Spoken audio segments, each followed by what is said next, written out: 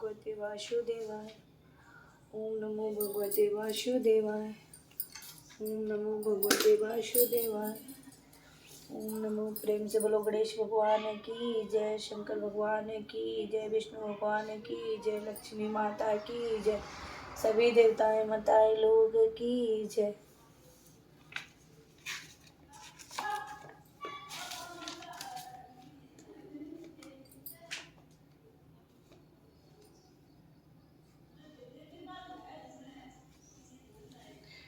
बृहस्पतिवार का व्रत करने की विधि।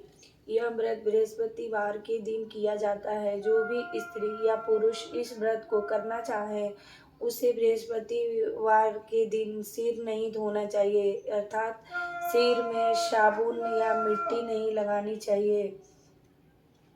इस दिन दाढ़ी या सिर के बाल भी नहीं बनवाने चाहिए। इस व्रत के सुबह ही स्नान आदि से निवृत्त हो ले। इसके बाद किसी केले के पेड़ के निकट जाकर पीले फूल और पीले चंदन से उसकी पूजा करनी चाहिए। फिर अपने हाथ में जरा सी चने की दाल, गुड़ और एक पीला फूल लेकर बृहस्पतिवार व्रत का कथा करनी चाहिए। इस या किसी अन्य की सुननी चाहिए। जब तक कथा पूरी न हो जाए तब तक कथा कहने या सुनने वाले को वहां से तो उठना नहीं चाहिए और न ही कुछ बोलना चाहिए। कथा पूरी हो जाने पर बाद दाल, गुड़ और पुष्प को पेड़ को समर्पित हो थोड़ा जल चढ़ाकर आरती गाते हुए धूप या दीप से उसकी आरती उतारनी चाहिए। अगर केले का पेड़ न मिल सके तो यह सारी क्रिया विधि विष्णु भगवान की मूर्ति या चित्र के सम्मुख करनी चाहिए। व्रत वाले दिन के केवल एक ही समय भोजन किया जाता है। भोजन में चने की दाल, चने का हलवा आदि पीला आहार की ग्रहण करना चाहिए। नमक का सेवन नहीं करना चाहिए। व्रत करने वाले व्यक्ति को छल कपट से दूर रहना चाहिए और मन वचन कर्म से युक्त रहना चाहिए। प्रेम से बोलो विष्णु भगवान की जय।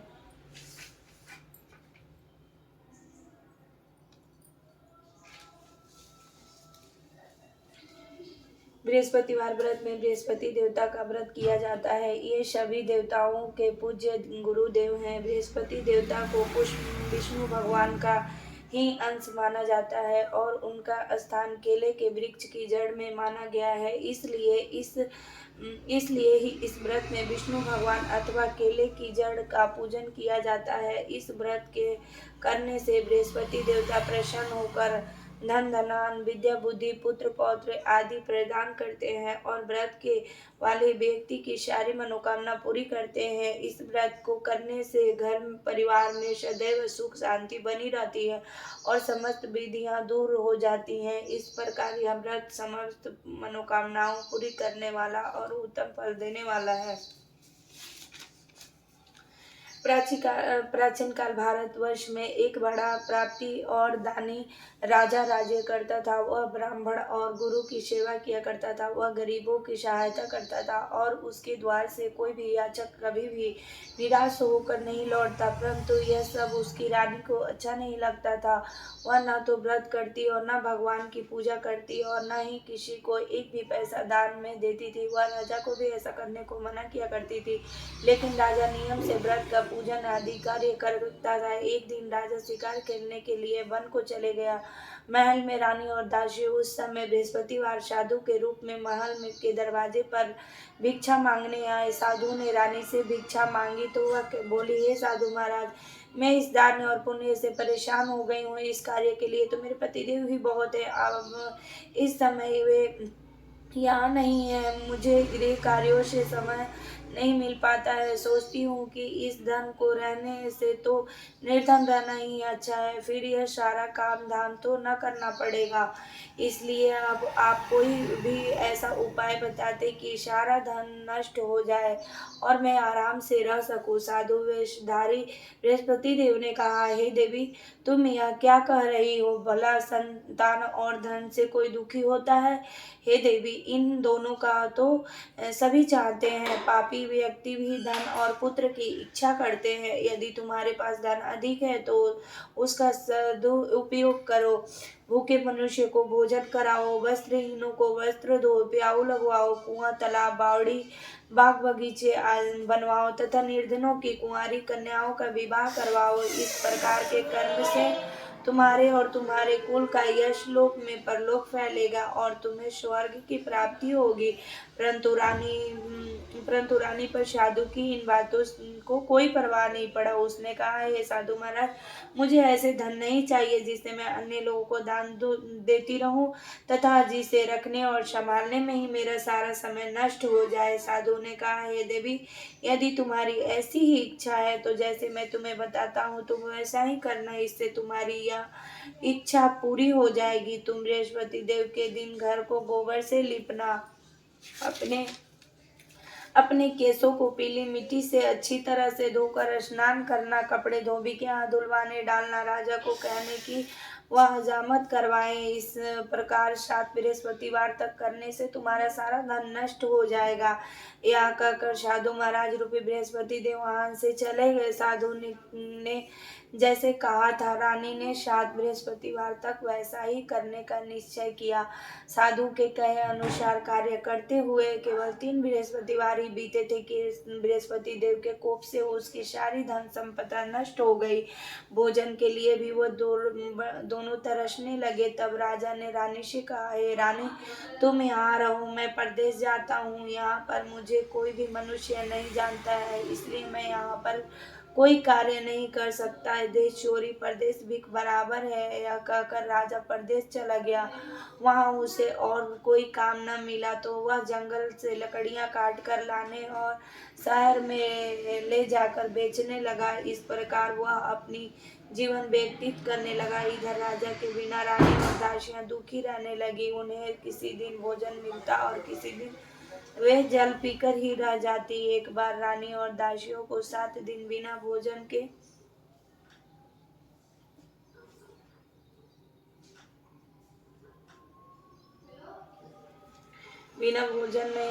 नहीं मिला तो रानी ने अपनी दासी से कहा, यहाँ पास ही के नगर में मेरी बहन रहती है, वह बहुत धनवान है, तो उसके पास जा और वहां से 5 सेर बेझर मांग ले आ, जिससे कुछ दिन के लिए गुजर हो जाएगी। दासी रानी की बहन के यहाँ गई। उस दिन बृहस्पतिवार का दिन था। रानी की बहन उस समय बृहस्पतिवार की पूजा कर रही थी। दासी ने रानी की बहन से कहा, हे रानी, मुझे आपकी बहन ने भेजा है, मुझे 5 सेर बेझर दे दो। दासी ने कई बार कहा, परंतु रानी की बहन ने कोई उत्तर नहीं दिया, क्योंकि वह उस समय बृहस्पतिवार का व्रत का कथा सुन रही थी। जब रानी को बहन से ने दासी को कोई उत्तर नहीं दिया तो वह बहुत दुखी होकर लौट गई और उसने रानी से कहा, हे रानी, आपकी बहन बहुत ही घमंडी स्त्री है, वह छोटों लोगों से बात भी नहीं करती। मैंने उससे कहा तो उसने कोई उत्तर नहीं दिया, मैं वापस ही चली आई। रानी बोली, इसमें उसका कोई दोष नहीं है। जब बुरे दिन आते हैं तब कोई सहारा नहीं देता, अच्छे बुरे का पत्ता आपत्ति काल में ही चलता है। यह सब हमारे भाग्य का दोष है। इधर जब रानी की बहन कथा सुनकर उठी तो उसने सोचा कि मेरी बहन की दासी आई थी, परंतु व्रत की कथा सुनने के कारण मैंने उससे नहीं बोली, इससे वह बहुत दुखी हुई होगी। वह अपनी बहन के घर गई और बोली, हे बहन, जब तुम्हारी दासी गई थी तब मैं बृहस्पतिवार के व्रत की कथा सुन रही थी। जब तक कथा होती है तब तक न तो वहां से उठते हैं और न ही बोलते हैं, इसलिए मैं नहीं बोली। कहो अब बताओ कि तुमने दासी को क्यों भेजी थी। रानी बोली, बहन, मेरे घर अनाज नहीं था, इसलिए मैंने दासी को तुम्हारे पास 5 सेर बेझर लेने के लिए भेजा था। रानी की बहन ने कहा, बहन, बृहस्पति भगवान सबकी मनोकामना को पूर्ण करते हैं। फिर जाकर देखो शायद तुम्हारे घर में अनाज रखा हो। यह सुनकर दासी ने घर के अंदर जाकर देखा तो वहां उसे एक घड़ा बेजर से भरा हुआ मिल गया। उसे बहुत हैरानी हुई क्योंकि वह पहले भी एक एक बर्तन देख चुकी थी। उसने बाहर आकर रानी को इस बारे में बताया। दासी ने अपनी रानी से कहा, हे रानी, देखो वैसे भी अन्न के अभाव में तो हम रोज ही व्रत करते हैं। इनसे व्रत की विधि और कथा पूछ कर हम भी उसे व्रत किया करेंगे।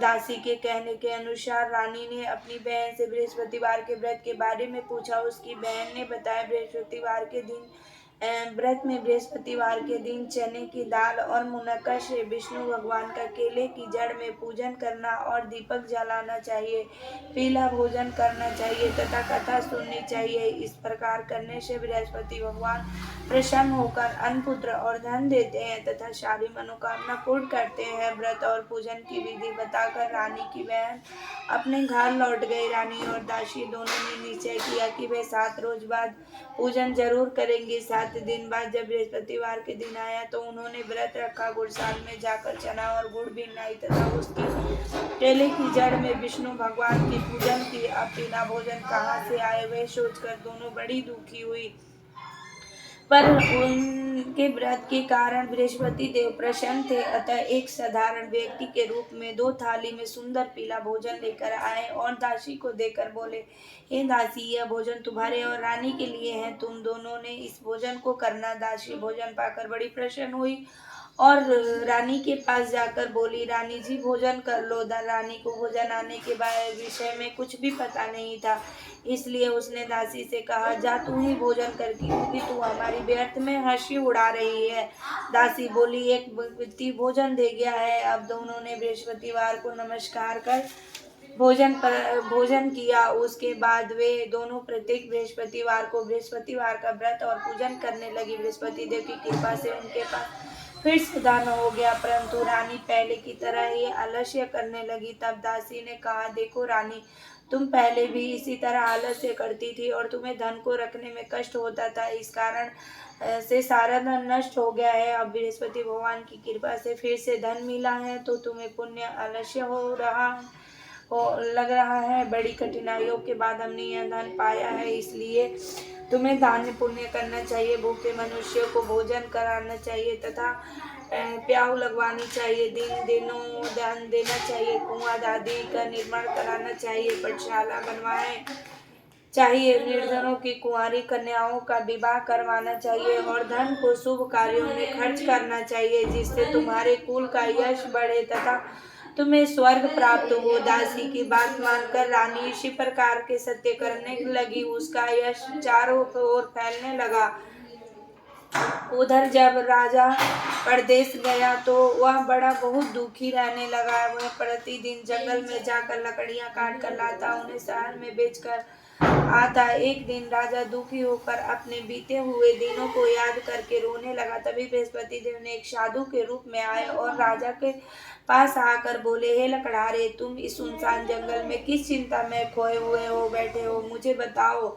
यह सुनकर राजा साधु को प्रणाम करके बोला, हे प्रभु, आप सब कुछ जानते हैं। यह कहकर राजा ने साधु को अपनी सारी कहानी सुना दी। महात्मा ने राजा से कहा, हे राजा, तुम्हारी पत्नी ने बृहस्पति देव का अनादर किया था, जिसकी वजह से तुम्हारी यह दशा हुई थी।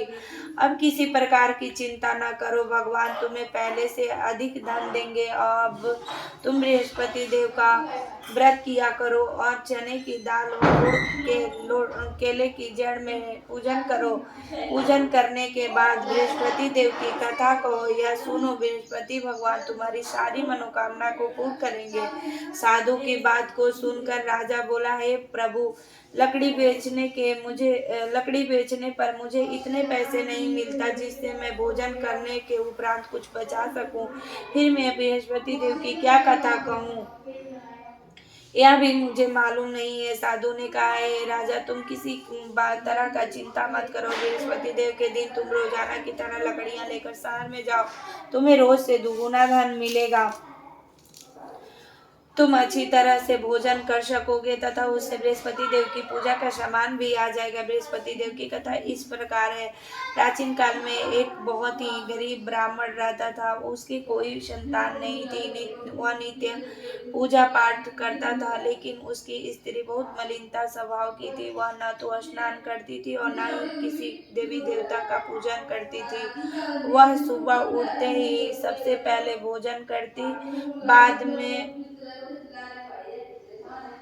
बाद में ही कोई अन्य कार्य करती। इससे वह ब्राह्मण बहुत दुखी रहता था। वह पत्नी को बहुत समझाता, पर वह कुछ नहीं सुनती थी। भगवान की कृपा से ब्राह्मण की पत्नी के कन्या उत्पन्न हुई। वह बड़ी होने पर वह कन्या नित्य पाठ स्नान करके भगवान विष्णु की पूजा करती और बृहस्पतिवार का व्रत की भी करती। पूजा समाप्त कर विद्यालय जाती तो अपनी मुट्ठी में जौ भर कर ले जाती। विद्यालय जाने के मार्ग में डालती जाती। वे सारे जौ सोने के हो जाते तो वह विद्यालय से लौटते समय उन्हें बीन कर घर ले आती। एक दिन वह बालिका उन सोने के जौ को फटक कर साफ कर रही थी। तभी उसके पिता ने देख कहा, है बेटी, सोने के जौ को फटकने के लिए सोने का सूप होना चाहिए। अगले दिन बृहस्पतिवार था। बालिका ने व्रत रखा और बृहस्पति देव से प्रार्थना की, है प्रभु, यदि मैंने सच्चे मन से आपकी पूजा की है तो मुझे सोने का सूप दे दो। बृहस्पति देव ने उसकी प्रार्थना को स्वीकार कर लिया। प्रतिदिन की तरह वह बालिका जौ फैलाती हुई विद्यालय चली गई। विद्यालय से लौटकर जौ बीनते समय उसने बृहस्पति देव की कृपा से सोने का सूप मिला। उसे घर लाकर वह उससे जौ साफ करने लगी। एक दिन वह कन्या सोने के सूप में उन सोने के जौ को साफ कर रही थी। उसकी समय उसके नगर का राजकुमार वहां से होकर इस कन्या के रूपशील और गुणों को देखकर उस पर मोहित हो गया। राजमहल लौटकर उसने भोजन और जल त्याग कर और वो उदास होकर लेट गया। राजा ने को जब राजकुमार के अन्न जल त्यागने के बारे में पता लगा तो वो अपने प्रधानमंत्रियों के साथ राजकुमार के पास गया और बोले, हे पुत्र, तुम्हें क्या कष्ट है? किसी ने तुम्हारा अपमान किया है या कोई और कारण है? मुझे बताओ, मैं वही करूंगा जिससे तुम्हें प्रसन्नता हो। मुझे अपने पिता की बातें सुनकर राजकुमार ने कहा, आपकी कृपा से मुझे किसी प्रकार का दुख नहीं है और न ही किसी ने मेरा अपमान किया है, लेकिन मैं उस लड़की के साथ विवाह कराना चाहता हूँ जो सोने के सूप में जौ साफ कर रही थी। यह सुनकर राजा आश्चर्य में पड़ गया और बोले, हे पुत्र, तुम इस तरह की कन्या का पता बताओ, मैं तुम्हारा विवाह उसी के साथ अवश्य ही करवा दूंगा। राजकुमार ने राजा को उस कन्या के घर का पता बतलाया। प्रधानमंत्री उस लड़की के घर गया और राजकुमार की इच्छा के बारे में ब्राह्मण को बताया। कुछ ही दिन बाद ब्राह्मणों ने अपनी कन्या का विवाह राजकुमार के साथ कर दिया। कन्या के घर से जाते ही वह ब्राह्मण पहले की तरह गरीब हो गया। अब भोजन के लिए अन्न भी बड़ी कठिनाइयों से मिल पाता था। एक दिन दुखी होकर ब्राह्मण अपनी पुत्री से मिलने